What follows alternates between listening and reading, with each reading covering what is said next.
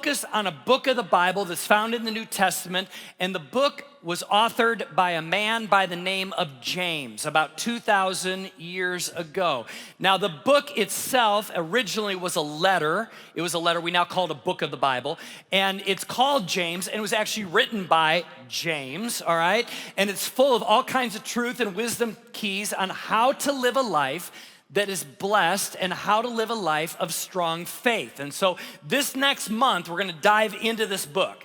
And I believe it's really gonna be a life-changing moment. Some of us, we're gonna have aha moments, and you're gonna learn things that maybe you've never even learned before about your faith. But before I dive into today's teaching, I wanna introduce you a little bit more to the author.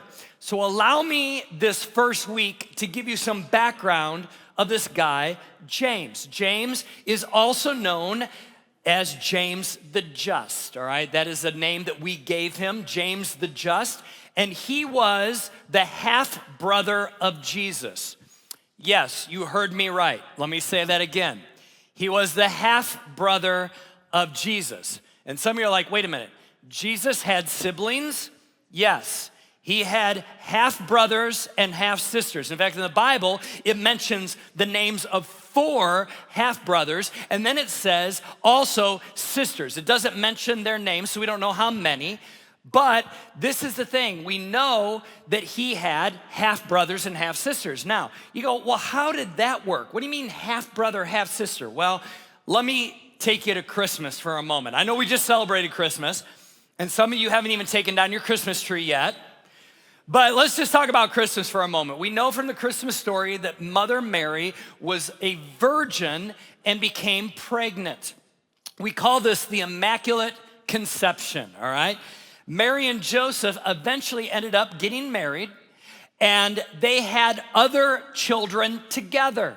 So these other children became the half-brothers and half-sisters, you could say, of Jesus. The Bible, again, names a few of them, and we know that they lived and we know that they existed. We don't know much about them except for James, which we'll explain him in a moment here. But when Jesus turns 12 years old, at 12, this is the last mention of Joseph, you know, Mary and Joseph, last mention of Joseph that we know of in Jesus' life.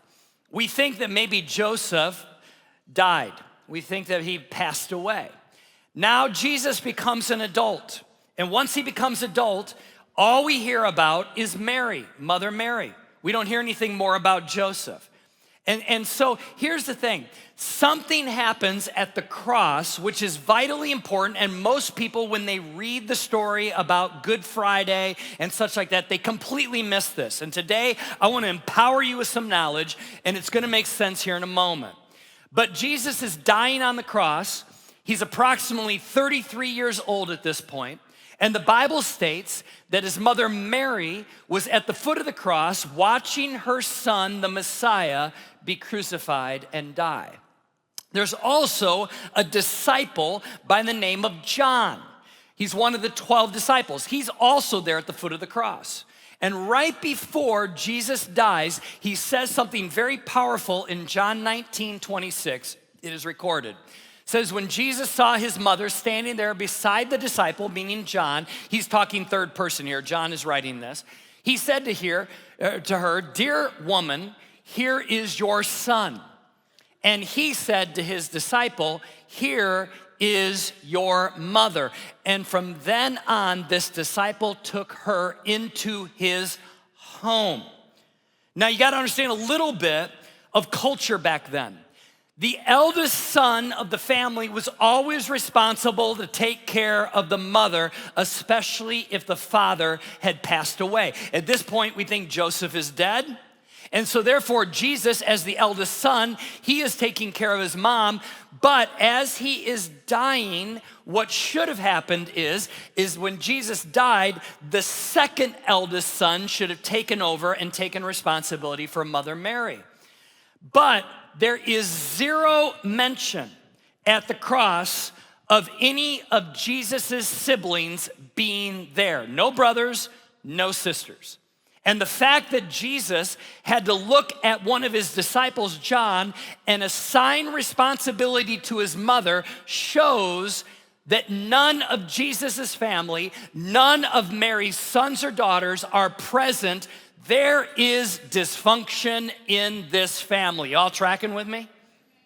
You see, in other words, the half-brothers and the half-sisters have at this point distanced themselves from the family, we believe, and most likely it was because they didn't believe that Jesus was who he said he was. In fact, we see friction in Jesus' family mentioned in Mark chapter 3. It says this, when Jesus' family heard about this, they went to take charge of him, for they said, he is out of his mind. How many of you know that sometimes siblings can think that each other are out of their minds, right? They thought that Jesus was out of his mind. John records it also in chapter 7, verse 5, for even his own brothers did not believe him. Jesus is saying he is the Son of God. Mary, his mother, is also saying, hey, my son Jesus is the Son of God. And the other siblings, they're not having it. They're going, no way. Now, let me ask you, let's bring this personal. For those of you that have siblings for a moment, how would it go down in your family if your brother, if you have a brother, if your brother was like, I'm God? Some of you are like, I have that sibling, right? How would that go down in your family? Then let's amplify it. How about if your mom was like, no, he's right. He is God. Family friction is the worst. And the fact that Jesus is dying on the cross and there isn't one other member of his family there except his mother Mary, it shows there's great dysfunction. So Jesus looks at John and says, take care of my mom. Most likely because the rest of the family is estranged. And James, the half-brother of Jesus, is not there. And he is not buying this whole story that Jesus is the Messiah, the Son of God. James, we believe, has completely abandoned his mom, completely abandoned his half-brother Jesus, and the family has been blown apart. Most likely, James is full of a lot of bitterness. Think about this. Joseph is dead. His dad has died. Perhaps his friends, James' friends, have distanced themselves because Jesus has become popular over the last 3 years. He's healing people, he's teaching. There's quite a crowd following him. And probably James's friends are going to him, how's your brother? You know, God, how's that all going? And he's staying distant. You know, James, have you drank the Kool-Aid too? Hey, James, how's your mom? You know, the one who is supposedly a virgin but got pregnant? Uh-huh. That happens all the time. Hey, James, your family's crazy. And they start to distance. They start to make fun. And yet, something amazing happens. Jesus is crucified on a cross. 3 days later, he's resurrected from the dead. It's called Easter. By the way, it's coming. It's just around the corner. We're going to have a great celebration of that here at the beginning of April. And once Jesus comes back to life, this is what it says in 1 Corinthians. It says this, after that, Jesus appeared to more than 500 of the brothers and sisters at the same time, meaning followers of Jesus. Then he appeared to who? Jesus appears to James. And then to the apostles. In other words, Jesus finds his half-brother James before he appears to even Peter or John or Matthew or any of the other apostles. Jesus, when he comes back to life, seeks out his half-brother James. And the resurrection, just so you know this, sidebar, the resurrection is one of the most witnessed events in ancient history. Do you know there are very few events from thousands of years ago that were witnessed by over 500 people? Over 500 people was like, yeah, Jesus died and came back to life. Jesus appears to hundreds of people, but more specifically, for our topic today, he appears to James, the brother who didn't believe, the family member that was estranged, and the skeptic who had rejected Jesus's teachings and his claims to be the Messiah. That moment that's mentioned in 1 Corinthians, we believe changed James's life forever. All of a sudden, James believed.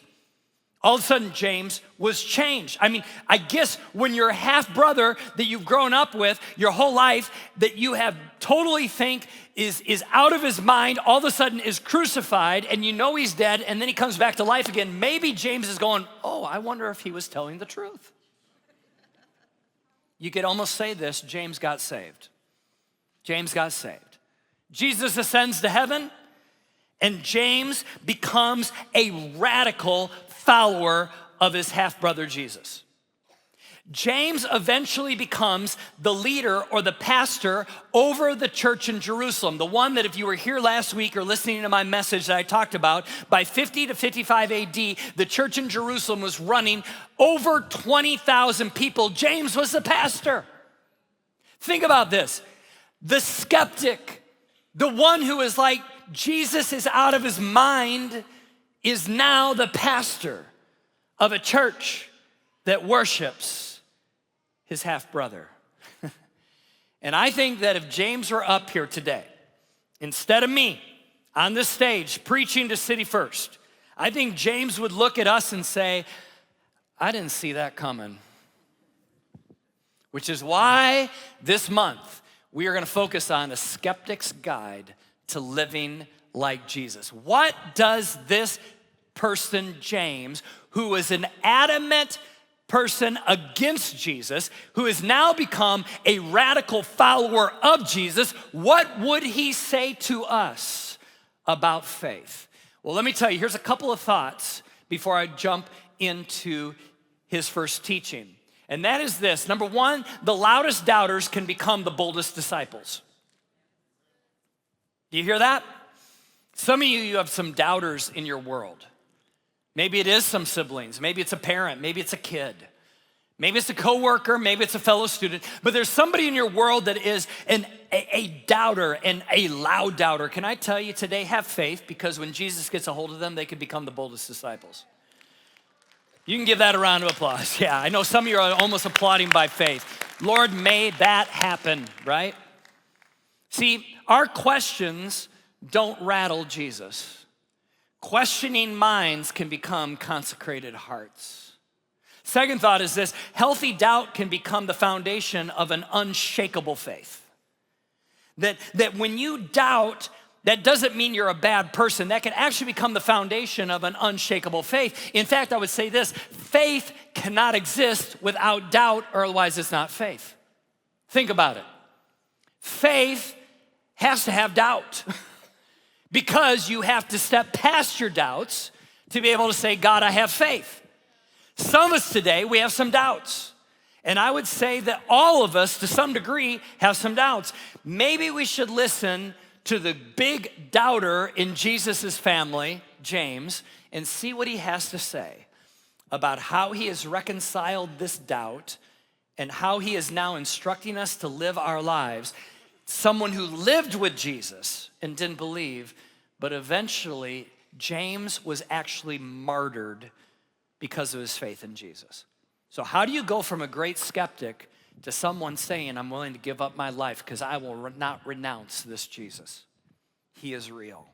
This is a miracle story. Some of you didn't even know this about James. You've read maybe his letter before, we call it a book or whatever. But today and for the next couple weeks, I want us to really dive into this. And I want to encourage each and every one of you to actually read this book. In fact, we have put together a 21-day reading plan. And they're going to throw a QR code on the screen.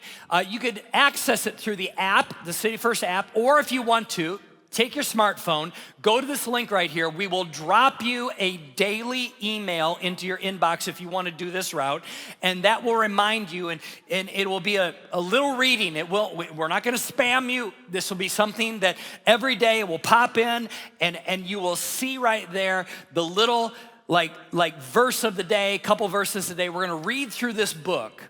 It's not very long. It's not a very long letter indeed. In fact, it's a shorter one. But it is focused on wisdom keys that will give you practical help to strengthen your faith in Jesus Christ. It will be extremely beneficial. So how does James start his letter? Let's dive into what James has to say. James comes out of the gate, both barrels blazing, you could say. Like, here is this leader now of the Jerusalem church, and he's writing to primarily Jewish Christians, people that used to follow Judaism and have now become followers of Jesus. This is the primary target or recipients of his letter. This is what James says in chapter 1, verse 1. He says, James, a servant of God and of the Lord Jesus Christ, to the 12 tribes scattered among the nations, in other words, the Jewish people, he says, greetings. And then he dives in. Consider it pure joy, my brothers and sisters, whenever you face trials of many kinds, because you know that the testing of your faith produces perseverance. Let perseverance finish its work so that you may be mature and complete, not lacking anything. Notice something here. There is no niceties. Hey, the weather in Jerusalem is pretty mild right now. How's the weather where you're at? Praying for you. None of that. He dives right in. He's like, consider it pure joy, brothers and sisters, when you face trials. This tells us that the reason why James is cutting to the chase, why he's getting right to it, is because during the era where this letter was written, there must have been great persecution coming upon God's people. This entire letter is written to those that are being harassed, mistreated, discriminated against, and even tortured for their faith in Jesus. So he starts out and he's like, consider it joy when you face trials. You know, he's not saying, hey, run from the trial. He's not saying complain about the trial. He's not saying feel sorry for yourself. He's like, consider it joy. Now, I think this feels, just humanly speaking, a little unrealistic. I don't consider it joy when there's trials. I don't like it at all. And unless we reframe our perception of trials, we will not get what James is trying to communicate here. Trials are from the enemy of our soul, but they are used by the Savior of our lives. And there's a way that trials can be looked at a little bit differently than sometimes you and I do, and we can understand that pressure can produce permanence of faith. James is not minimizing pain. He's reframing it. And I will tell you what he's trying to communicate to us is this, is that trials are not random, they are refining. Trials are not random, they are refining. In fact, there's a book in the New Testament, Romans. Paul writes this about trials. He says this, that we know that God causes, what's that word? Everything. Let's say it again. Ready? 1, 2, 3. Everything to work together for the good. Everything? Everything. You know what the Greek word for everything is? What it means? Everything. Everything. To work together for the good of those who love God and are called according to his purpose for them.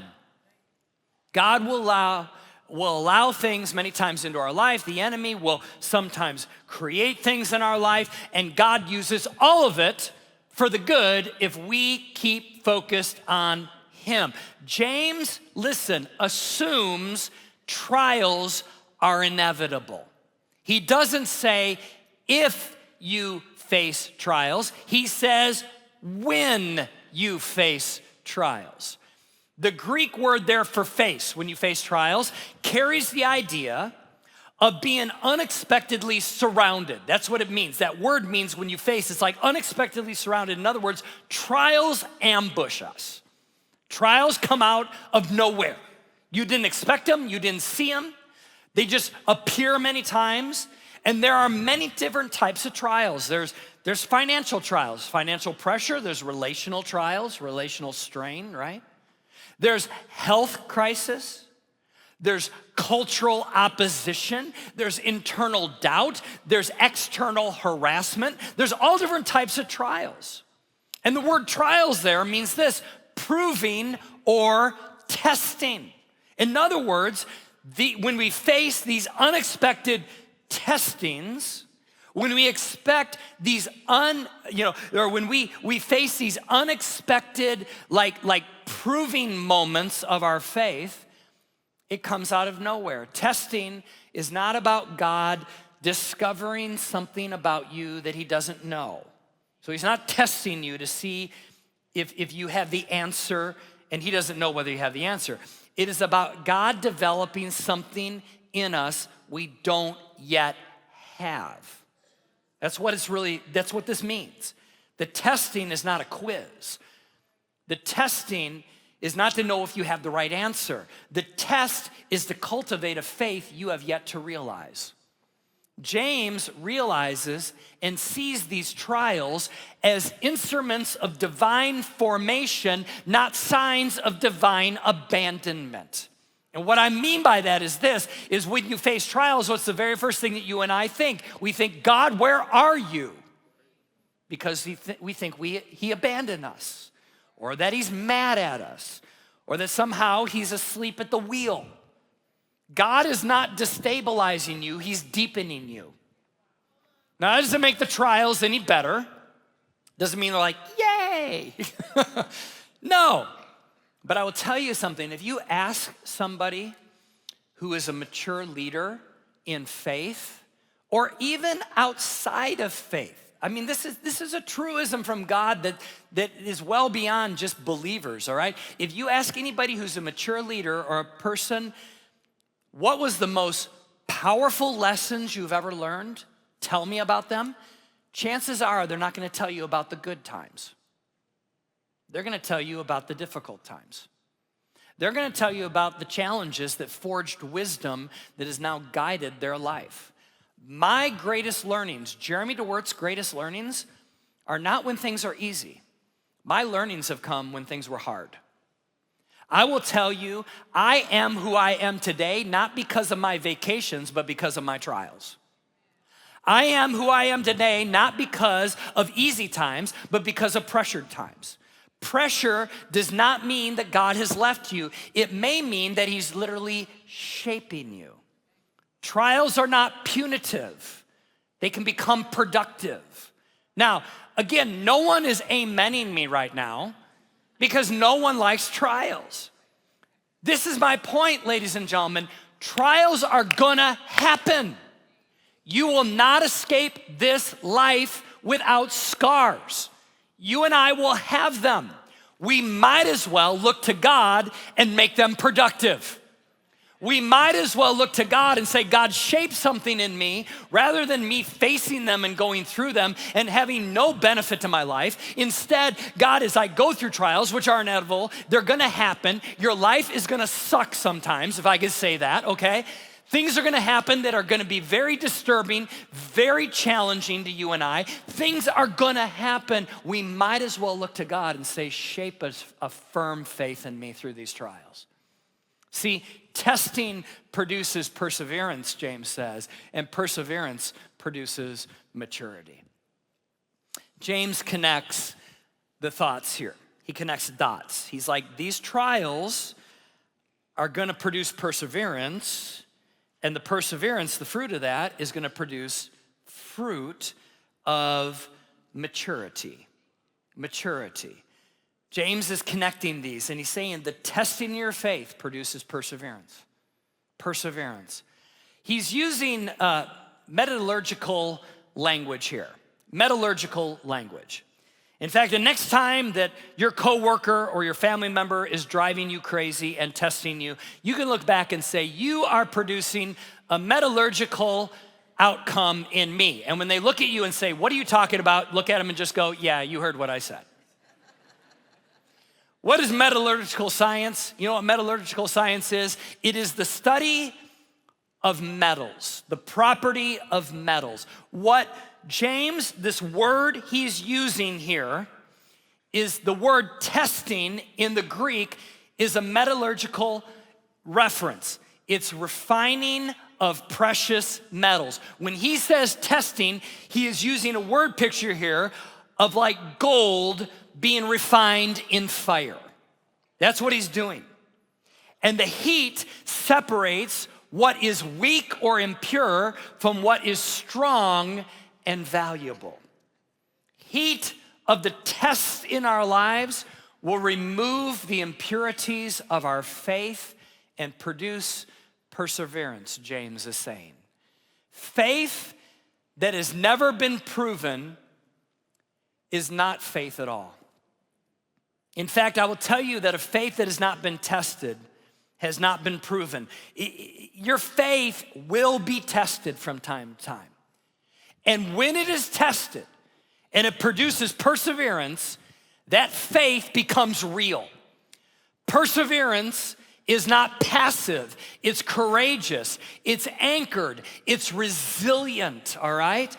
It's something that gives us the ability to remain strong under pressure without collapsing. A theologian by the name of Craig Blomberg said it this way, that basically perseverance is active perseverance under difficult circumstances with a forward-looking hope. As we go through trials, we stand firm knowing that hope is in our future. I cannot pray, and you cannot pray every hard thing out of your life. No amens on that one.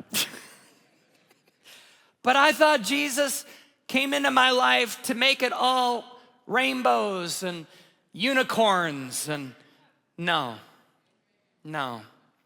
Jesus saved you and I. Hell is no longer our destination.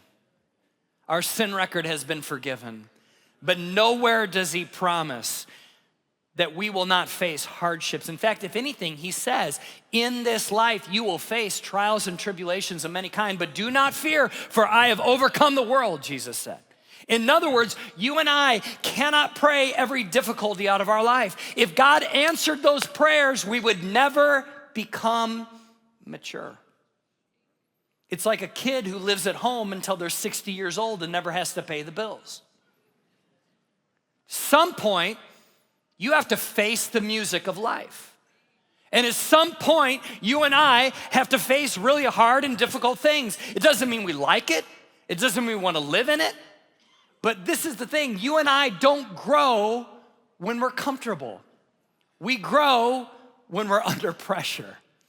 Many years ago, long time ago, like before there were iPhones and like in the caveman era of the 1980s, all right? There was a project that was built outside of Tucson in the foothills. The University of Arizona decided to spend $150 million building what we now call Biosphere 2. This is a picture of it. And what they were trying to do is create an ecosystem to study life in a controlled environment. And so they planted all kinds of trees and vegetation, and they had water in there, and they literally made it airtight. And what they were actually doing is they were actually studying, could they produce this in outer space, like on a planet or on a moon or something like that. They were trying to figure out how to create a self-sustaining environment. Everything was great. Everything's growing like crazy. It's amazing. Until one day, the trees that were planted in the biosphere started to fall over. Like just out of the blue. They just go poof, and they collapse. And the scientists were baffled. They're like, why are all the trees starting to fall over? Well, what they discovered was pretty interesting. Inside a biosphere, they didn't create wind. It was totally like peaceful in there. There was no wind. So as these trees are growing, they realize this, that trees in the real world need wind and resistance to grow deeper roots. And when they don't have wind inside of the biosphere, that the root system was so shallow that the tree couldn't support its weight and it would just fall over. We're many times, if I could just, I'm being very honest today, but Jeremy DeWert and you, all of us, many times our prayers, we're trying to create this ecosystem of perfection. God, will you take away every bit of wind? Will you take away the storms? Or do we just want enough rain that we can be refreshed? But God, help the rain to not have too much wind behind it.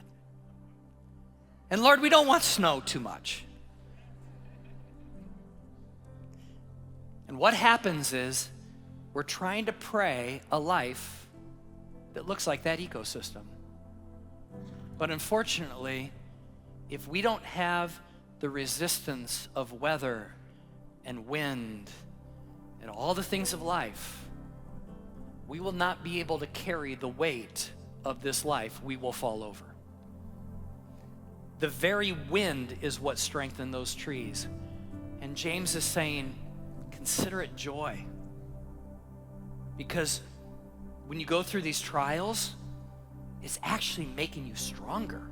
Because maturity does not come with age, it comes with wisdom gained by resilience. Lastly, with God, you can do hard things. In fact, I want us to do this. Turn to the person next to you because it's super quiet this morning. I know you guys are listening, but I'm saying things that I know are kind of poking you a little. I get that, all right? But turn to the person next to you and say, you can do hard things. Because you can. Turn to the other person and say, God's got this. See, James finishes this thought with this idea. Let perseverance finish its work. You know what that means? That means we can abort out the work of perseverance. So we have to allow perseverance to finish its work so that you may be mature and complete, not lacking anything. Now, I mean, we want the maturity part. We want the complete package part, right? We want not lacking anything. Well, then we have to allow perseverance to finish the work. We can interfere with the work of perseverance by prematurely aborting out the process. How do we do that? Well, we quit instead of remaining. We complain instead of trusting God. We misinterpret trials as God's rejection. We get mad at Him. We think that the trials we go through in this hopelessly broken world are His fault. We refuse to submit to what God is really exposing inside of us. And we try to persevere through these trials in our own strength rather than calling out to a God who wants to carry us through the trial. You and I have done this. I've done it. You've done it. We've all done it. We've decided we're gonna board out the process. How many of you know somebody, don't look at anybody in the room, but how many of you know somebody that they keep going through hardships and they never learn their lesson? See? We all can stop the process of perseverance. But if we stay the course, if we remain, if we persevere, James says we're gonna be complete. See, trials expose where our faith is fragmented. And we're never gonna be complete unless we allow the process to take place. And by the way, this is a lifelong thing. None of us are sinless. None of us are faultless. None of us never do wrong things. God knows that. And when James is writing about being mature and complete, he's not saying that we're gonna be flawless and sinless. Rather, what he's saying is this: God uses trials to bring your life into alignment so that every part of who you are, your thoughts, your reactions, your obedience, your trust, your faith, is unified in him, complete in him. You're no longer partially devoted. You're no longer occasionally trusting. You're no longer situationally obedient, but instead you become complete, not fragmented in your faith. That's my desire, because at the end of the day, guys, I'm gonna face trials and you are too. It's unavoidable. It's going to happen. So James is saying, allow it to work in you. I don't know what trial you're going through right now. And it may feel like super overwhelming. And it probably is. You're not reading it wrong. It is overwhelming. It's too big for you. It's too big for me. James would say, you're gonna encounter these from time to time. You're not gonna like them. They're not gonna be fun.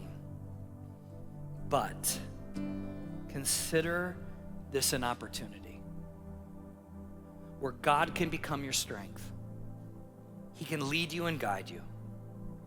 And while he's doing that, he'll form something inside of you. The fragments of your faith will begin to be fused together, and you'll become complete, and your faith will be strengthened, and you'll be like a tree growing tall with a root system in his word and in your faith in him, and you will stand, and nothing will be able to blow you over. And isn't that what we want? Maturity, completeness. I don't like the process of it. I don't like tests any more than I did when I was in high school. I don't like tests. But you know what I like? I like getting the diploma of faith. I like it when God says, you know what? Well done, good and faithful servant. And today, I want you to hear this. God is making you stronger. You're under attack, but God's gonna use it.